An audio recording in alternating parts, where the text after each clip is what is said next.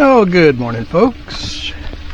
It's a beautiful Saturday morning, middle of the month of June. Today finds us here at lovely Tarpaulin Cove. After a nice sail over yesterday from Paid-Nerram. Although the convection activity was on the north horizon and was sort of licking at our tails, it was a day to get your timing right.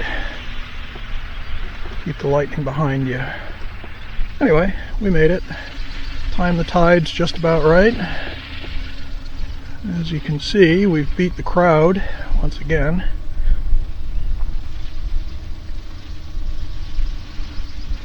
Tarpaulin is a shallow cove on the south side of Noshawn Island with storied history. Served as a stopping point in the days of sail, because just out here to the south in Vineyard Sound, currents will run 3 knots or more on the maximum tides, and so it's a useful place to put in and wait for a fair tide.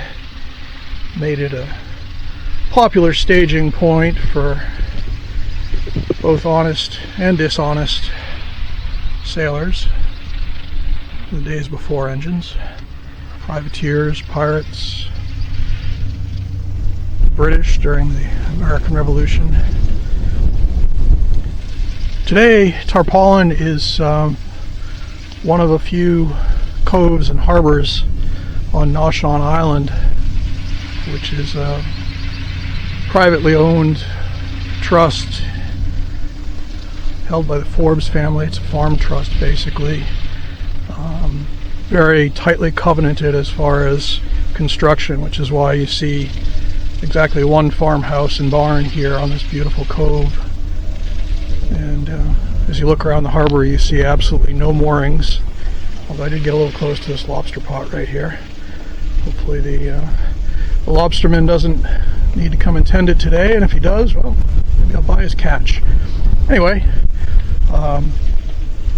we'll talk about that more in another episode. I know I ranted a bit about the expansion of municipal control and rental moorings everywhere. This is a place that is special because it lacks that. It's a place that no one has tried to capitalize on access to, choosing instead to allow free access under a set of rules that thus far anyway people seem pretty good-naturedly to follow. I suppose perhaps with every turnstile erected at other former anchorages and harbors around here, there's an appreciation for the indulgence of being allowed to enjoy the beach and the harbor in such places as this, and Kettle Cove and the beach at Quick's Hole and Hadley's Harbor. Anyway, I for one am grateful for the allowed access of private ownership versus the proliferation of a business model under public ownership. Enough of that. So as I say, nice sail over yesterday, but what I wanted to talk about today was a little bit of a shock that I got when I sailed in yesterday. I'll take you up forward here and show you exactly how I was surprised. Now, many of you won't really see anything wrong here. And truth be told, when I arrived last Sunday from last weekend's boisterous upwind beat back from Hadley's Harbor to Paid-Nerram, picked up my mooring and secured, I didn't notice anything wrong either. But when I got in yesterday and got my primary bow anchor down, I looked back and I thought, something's missing. Well, if I can find it, I'll splash a photo or a capture from a former video, but generally speaking, right in this spot right here is supposed to be my 20-pound Danforth Kedge anchor. Now, I don't use that kedge very often. Its whole purpose is to be easily deployed in the dinghy so that I can carry it out as a secondary anchor or well, a kedge anchor. If I need to pull myself off, if I've gotten stuck, that sort of thing. I've used it to run up to the masthead on the main halyard and heel the boat over if the keel has furrowed the bottom a bit. Anyway, looked down yesterday as I anchored and I thought, oh, where's my kedge anchor gone? Now, it's not a great admission here that my next thought was, now what sort of dirty scamp would steal a man's anchor?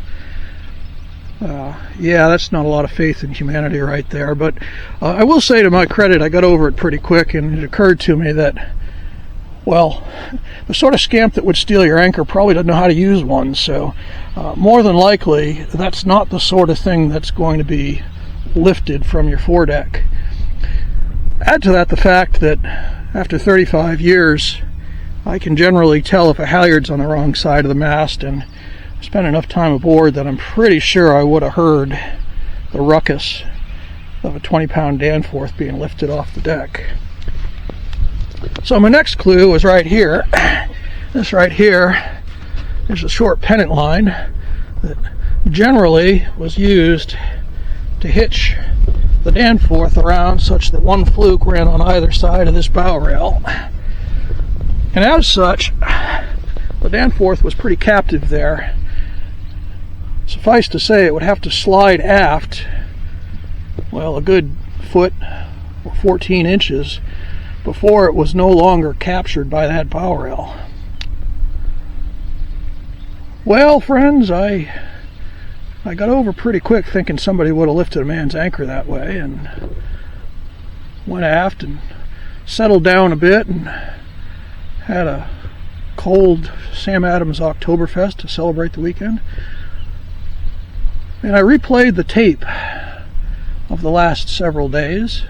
This is something that gets harder to do as you get older,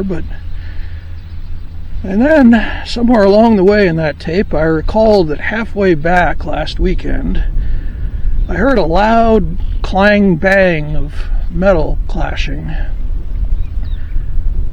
Now that generally will get your attention pretty quick, except that up here forward my two bow anchors, well, they got a tendency to knock heads together when Charis is dipping her nose into steep waves, or waves are rising up underneath her bow.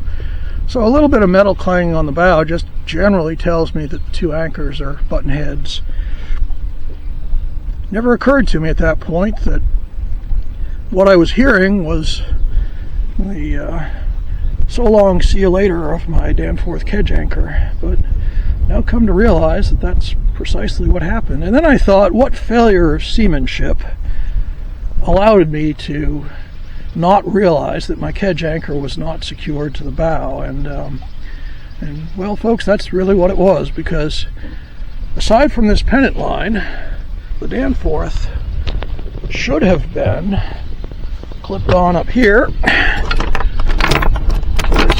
Same Dyneema shackle that's used to secure the other anchors when they're in place so that they can't come free. And so it should have been secured twice over. And yet, what I saw yesterday as I came up here was just this pennant line lying loose on the deck. So then I replayed the tape a little further back, and that's when it occurred to me that I had undone that pennant line before I left the dock a month or two ago.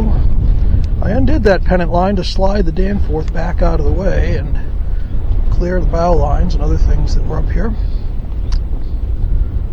And that's where the critical flaw occurred. I undid it, but in my haste to get off the dock, I didn't redo it. So our faithful Danforth 20-pound high tensile kedge anchor has gone to its final resting place at the bottom of Buzzards Bay. It served me well for 20 plus years. I'm a little upset with myself. On the other hand, well, 20-pound Danforth kedge anchor is a whole lot less costly to replace than a modern ultra-high holding power anchor. And so, to get home from this weekend, that's what I'll set about doing. Get myself a new kedge anchor. probably be a little more careful about my seamanship, making sure it's well secured. Anyway, doesn't cast much of a gloom over this weekend. If I'd gone to any other harbor around here, that $20 would be a pittance compared to what I'd be charged per night just to breathe the air in the morning. So here I am in a beautiful place, only boat here. Toll for the weekend is $20, and that is not levied by any government or entity. It's levied by a lapse in seamanship. Tuition bill, if you will. Anyhow, thanks for coming aboard this morning. Hope you enjoy this beautiful spa as much as I do, and may it stay this way for many years to come.